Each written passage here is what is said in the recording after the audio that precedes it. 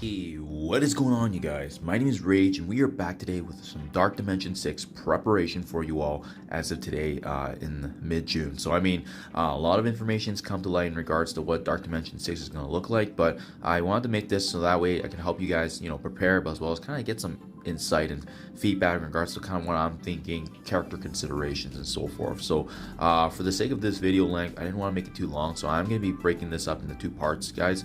In this video, we're going to be covering more specifically the global and cosmic section, and then I'll wrap up the rest in my next part video. Having said that, for your guys' context, Super Scroll is the reward, so kind of similar to what we've seen in the previous Dark Dimensions, where we saw Ultron, Doctor Doom, as well as Dorm, all of them being very, very notable and strong characters on the time of release. But obviously with the Dark Dimension, what I love about it the most is the fact that there's a lot of creativity involved and combinations that we can finally get into for theory crafting.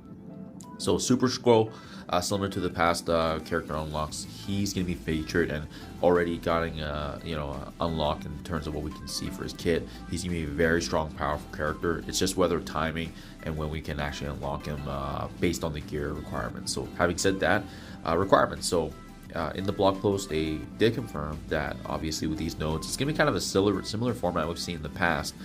You eventually will need at least 20 characters to beat it, but this is kind of how it's laid out for the time being, and to our knowledge, I don't think this is going to be changing, but keep in mind too, this is gear tier 18 requirement for all these characters.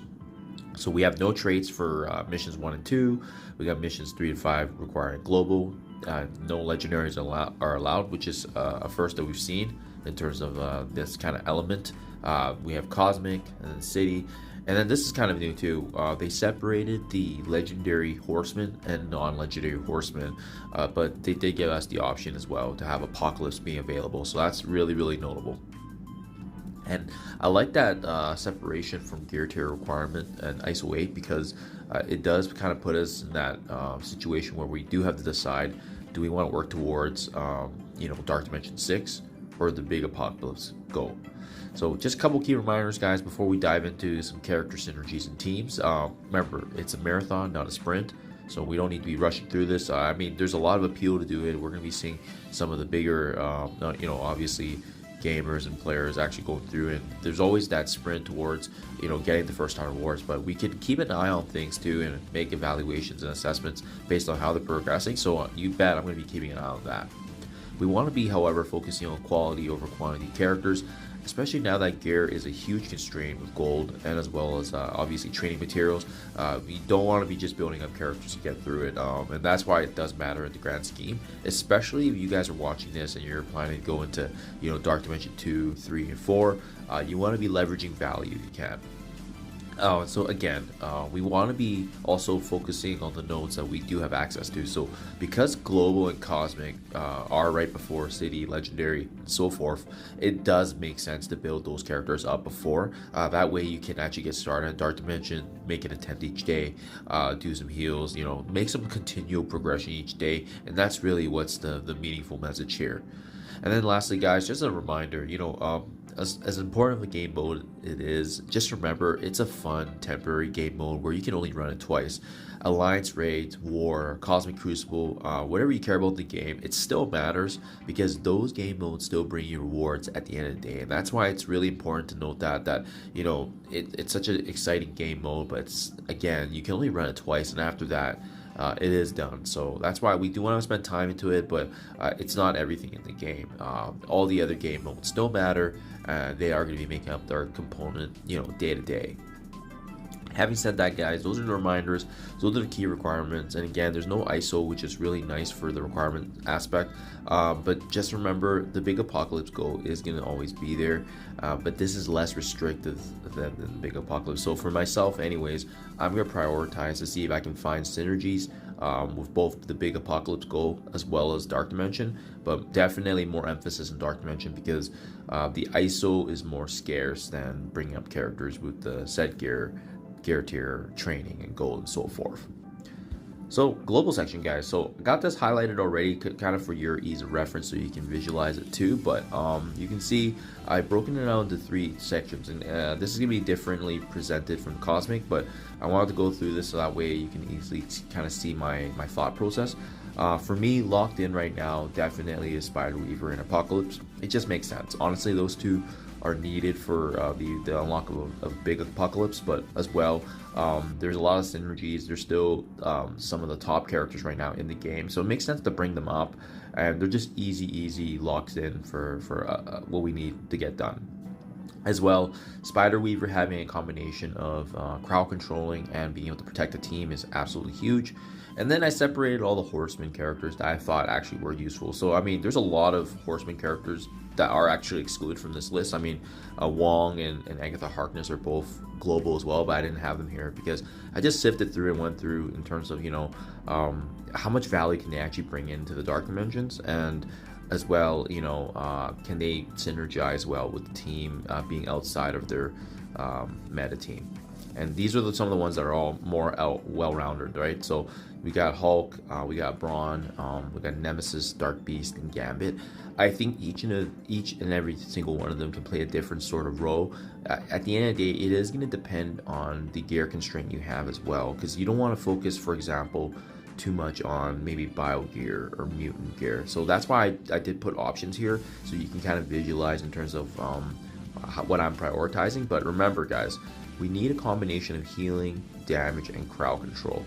Thankfully, having both Apocalypse and Spider Weaver as locked in, they're gonna give us a lot of versatility, so we can do a lot of mix matching here, which is nice. But remember, these guys hit way harder in Dark Dimensions, so even having a steady tank like Hulk, he may not be able to sustain all the damage, and that's why I left this here for your guys' thoughts and considerations.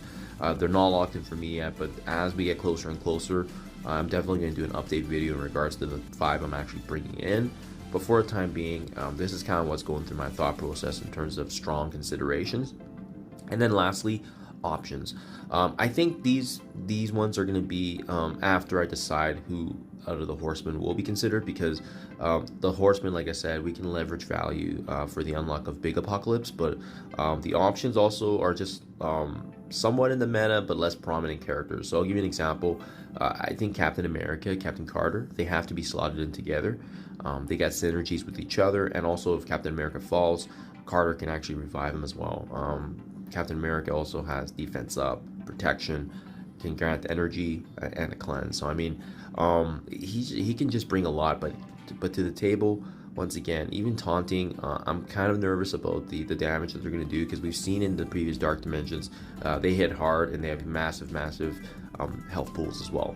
I really like the kit of Carter, because she can provide a lot of value for the support, but remember, she gets a lot of benefits from Rayge, so you do want to be mindful of that.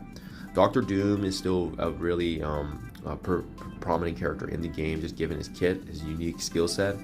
So I think he's going to be a great slotting character for the team no matter what. And we're not exactly thriving with heals right now, so he could be a strong option just to give our team a little bit of dose of that. But unfortunately with him, his abilities do cost a lot of energy.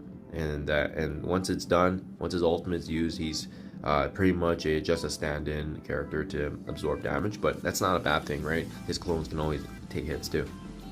And where I'm having trouble deciding right now is Captain Sam and Sharon Carter. Both of them did really exceptionally well in Dark Dimension 4 and 5, but now we need to be mindful of the fact that they're no longer in the meta. They're easily falling out of stats now, so they can definitely be taken out. They're squishy by our standards, so just something to be mindful of.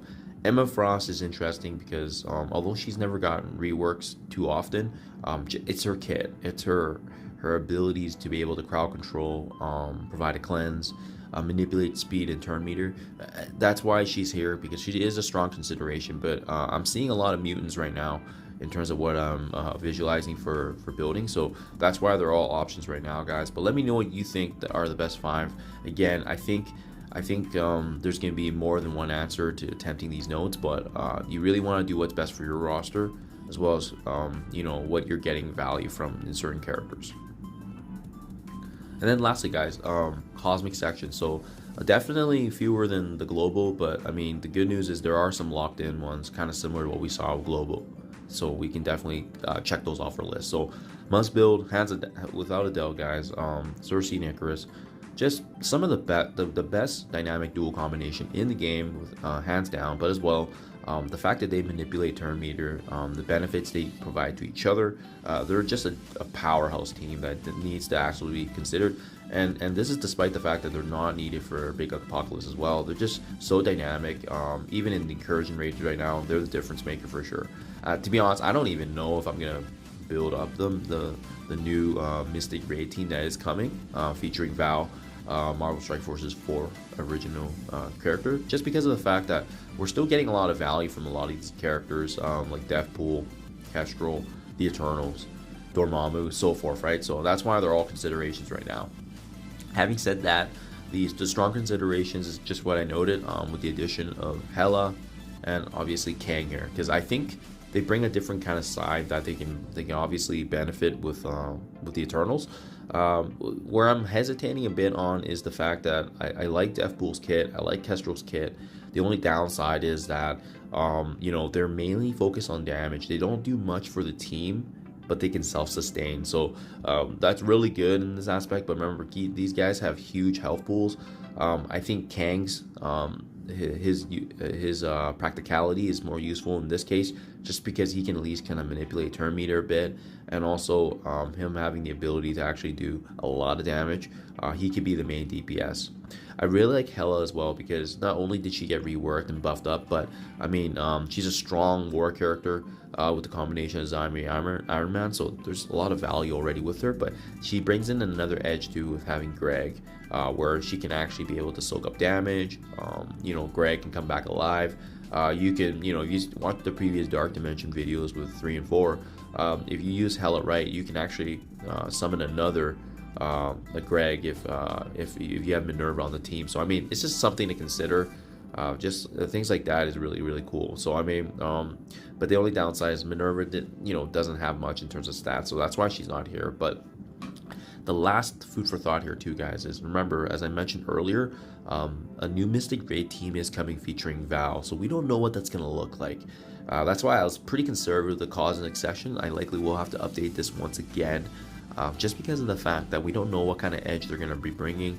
And if there's what we've seen before, just like how we did the review of the Thor Infinity War, there are characters that come and that are useful even outside of their intended game mode, like raids. So I am expecting that. I'm expecting with this new Mystic Raid team, at least 2 or 3 characters are going to be considerable options, including Val. So just something to consider and think about with what we've seen before with some of these original Strike characters.